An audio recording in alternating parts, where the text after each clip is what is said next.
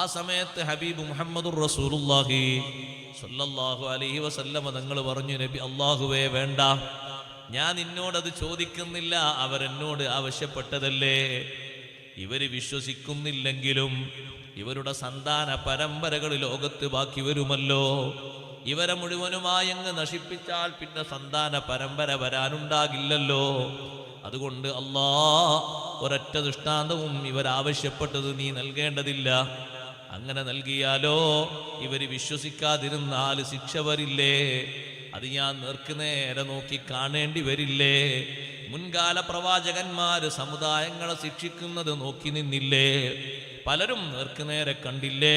നൂഹ് നബി അലൈഹിസ്സലാം സ്വന്തം മകനടക്കമുള്ള സമുദായം, സ്വന്തം ഭാര്യയടക്കമുള്ള സമുദായം വിശ്വാസരാഹിത്യത്തിന്റെ പേരിൽ മുങ്ങിച്ചാകുന്നത് നോക്കി കാണേണ്ടി വന്നു. ലൂത്ത് നബി അലൈഹിസ്സലാമിന്റെ ജനത 4 ലക്ഷം വരുന്ന ആളുകൾ ഒരൊറ്റ രാത്രിയിൽ തന്നെ അവരെ ശിക്ഷിക്കുന്നത് ലൂത്ത് നബി അലൈഹിസ്സലാമും അവിടുത്തെ 2 മക്കളും കണ്ടുപോയില്ലേ? സ്വാലിഹ് നബി അലൈഹിസ്സലാമിന്റെ ജനതയെ റബ്ബ് സുബ്ഹാനഹു വ തആല 3 ദിവസം കൊണ്ട് ശിക്ഷിക്കുന്നത് സ്വാലിഹ് നബി അലൈഹിസ്സലാം കണ്ടു കഴിഞ്ഞില്ലേ? ഹൂദ് നബി അലൈഹിസ്സലാമിന്റെ ജനത ആദ് ഗോത്രത്തെ 7 ദിവസം കൊണ്ട് 7 രാത്രിയും 8 പകലും അടിച്ചു വീശിയ കാറ്റുകൊണ്ട് നശിപ്പിച്ച് തകർത്ത് തരിപ്പണമാക്കിയത് ബഹുമാനപ്പെട്ട ഹൂദ് നബി അലൈഹിസ്സലാം നോക്കിക്കണ്ടല്ലോ. അവരൊക്കെ നോക്കിക്കണ്ടതുപോലെ എൻ്റെ ഉമ്മത്തിനെ ശിക്ഷിക്കുന്നത് എനിക്ക് കാണേണ്ട റബ്ബേ. അഷ്റഫുൽ ഖൽഖ് മുഹമ്മദുർ റസൂലുള്ളാഹി സ്വല്ലല്ലാഹു അലൈഹി വസല്ലം തങ്ങൾ അല്ലാഹുവിനോട് ഒറ്റ ചോദ്യം ചോദിച്ചാൽ ഈ ചോദിച്ച ദൃഷ്ടാന്തങ്ങൾ കാണിച്ചു കൊടുക്കുന്നതിന് റബ്ബിന് കഴിവുകേടൊന്നുമില്ല, അള്ളാഹുവിന് ഒരു കഴിവ് കുറവും ഇല്ല. നേർക്ക് നേരെ അവരെ മുന്നിൽ ഒരു കോണി വെച്ചുകൊണ്ട് നബി സല്ലല്ലാഹു അലൈഹി വസല്ലം തങ്ങളെ വാനലോകത്തേക്ക് ഉയർത്താനും അത് നോക്കി നിൽക്കാനും ഒക്കെ കഴിവ് കൊടുക്കാൻ അള്ളാഹുവിന് കഴിവുണ്ട്. റബ്ബിന്റെ കഴിവിലേക്ക് ചേർത്തി നോക്കുമ്പോൾ അത് വളരെ ചെറുതാണ്, വളരെ നിസ്സാരമാണ്. മലക്കുകൾ മലക്കിൻ്റെതായ രൂപഭാവത്തിൽ വന്നിട്ട് അമ്പിയായിനല്ലാത്ത ആളുകൾക്ക് കാണാൻ കഴിയില്ല.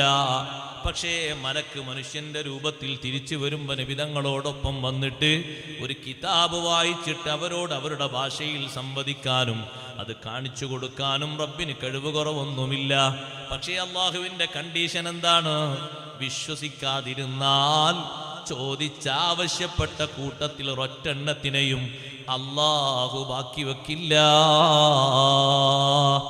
നേരെ എതിരായിട്ട് അബൂജഹലും കൂട്ടരും ദുആ ചെയ്തപ്പോൾ സ്വഹാബിമാര് ഭയന്നുപോയില്ലേ? അബൂജഹലും കൂട്ടരും എന്താണ് പ്രാർത്ഥിച്ചത്? അല്ലാഹുമ്മ ഇൻ കാന ഹാദാ ഹുവൽ ഹഖ്ഖ മിൻ ഇൻദിക്. അല്ലാഹുവേ, പ്രാർത്ഥിക്കേണ്ടത് അങ്ങനെയല്ല, പക്ഷേ പ്രാർത്ഥിച്ചത് അങ്ങനെയാണ്. അല്ലാഹുവേ, ഇൻ കാന ഹാദാ ഹുവൽ ഹഖ്ഖ മിൻ ഇൻദിക്, ഈ ഓതുന്ന ഖുർആൻ നിന്റെ ഭാഗത്തു നിന്നുള്ള സത്യവചനമാണെങ്കിൽ ഫഅംതിർ അലൈനാ ഹിജാറത്തൻ മിനസ് സമാ, ഞങ്ങൾക്ക് മേൽ കൽമയ വർഷിപ്പിക്കണം. അങ്ങനെ ദ്വാർക്കാൻ പാടില്ല. നേരെ എതിരായിട്ട് സഹോദരന്മാരെ അങ്ങനെ ദ്വാർക്കാൻ പറ്റുമോ? പടച്ചോനെ, ഈ കാണുന്നതൊക്കെ ശരിയാണെങ്കിൽ ഞങ്ങൾക്ക് നല്ല കാറ്റ് തന്നിട്ട് ഞങ്ങളെ ശിക്ഷിക്കണമെന്ന് ദ്വാർക്കാൻ പറ്റുമോ? ഇല്ലല്ലോ. പ്രതികൂലമായിട്ടല്ലേ അവൻ ദ്വാർക്കുന്നത്. ഇൻകാന ഹാദാ ഹുവൽ ഹഖ്ഖ മിൻ ഇൻദിക, ഈ ഓതുന്ന ഖുർആൻ നിന്റെ ഭാഗത്ത് നിന്നുള്ള സത്യവചനമാണെങ്കിൽ ഫഅംതിർ അലൈനാ ഹിജാറത്തൻ മിനസ് സമാ, ഞങ്ങൾക്ക് കൽമയ വർഷിപ്പിക്കണം. അവീതിനാ ബിഅദാബിൻ അലീം, അല്ലെങ്കിലോ മാരകമായ ശിക്ഷ, സഹിക്കാൻ പറ്റാത്ത വേദനയുള്ള ശിക്ഷ ഞങ്ങൾക്ക് നീ നൽകണം. അങ്ങനല്ലേ ദ്വാരുന്നത്? അല്ലാഹു തആല അങ്ങനെ അങ്ങ് കൊടുത്താലോ? ഒരാൾക്കും പ്രതികൂലമായിട്ട് ദ്വാർക്കാൻ പാടില്ല, ഒരാൾക്കും പ്രതികൂലമായിട്ട് ദ്വാർക്കാൻ പാടില്ല. ഇനി എൻ്റെ ഒരു എതിരാളിയാണെന്ന് കൂട്ടിക്കോളും, അനുകൂലമായിട്ടേ ദ്വാർക്കാൻ പറ്റുള്ളൂ. പ്രതികൂലമായി ദ്വാർക്കാൻ പാടില്ല.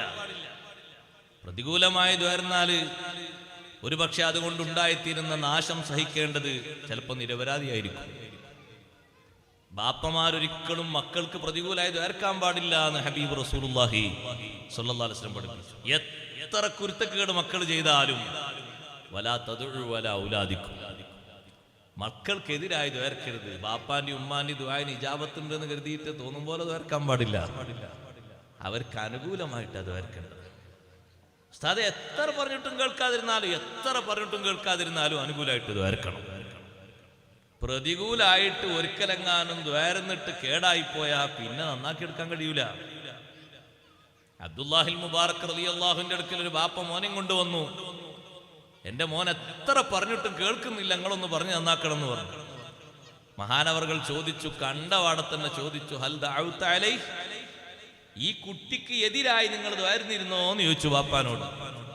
ബാപ്പ പറഞ്ഞു, ഒരിക്കങ്ങനെ ദ്വാരുന്നിരുന്നു. മഹാനവർകൾ പറഞ്ഞു, നിങ്ങളാണ് കേടുവരുത്തിയത്, നിങ്ങൾ എന്നെ നന്നാക്കിക്കോ എന്ന് പറഞ്ഞു. എനിക്ക് നന്നാക്കാൻ കഴിയൂല. ബാപ്പയോടും ഉമ്മയോടും മക്കള് പ്രതികൂലമായി പ്രവർത്തിച്ചു എന്ന് കൂട്ടിക്കോളും. അങ്ങനെ വല്ലതും പറഞ്ഞു, അങ്ങനെ വല്ലതും ചെയ്തു, അനുകൂലമായി ദ്വേർക്കണം. പ്രതികൂലമായി ദ്വേർന്നാൽ അങ്ങനെ സംഭവിക്കൂലേ? സംഭവിക്കും. പക്ഷെ പിന്നെ ആ സങ്കടം തന്നെ കണ്ട് സഹിക്കേണ്ടി വരൂലേ?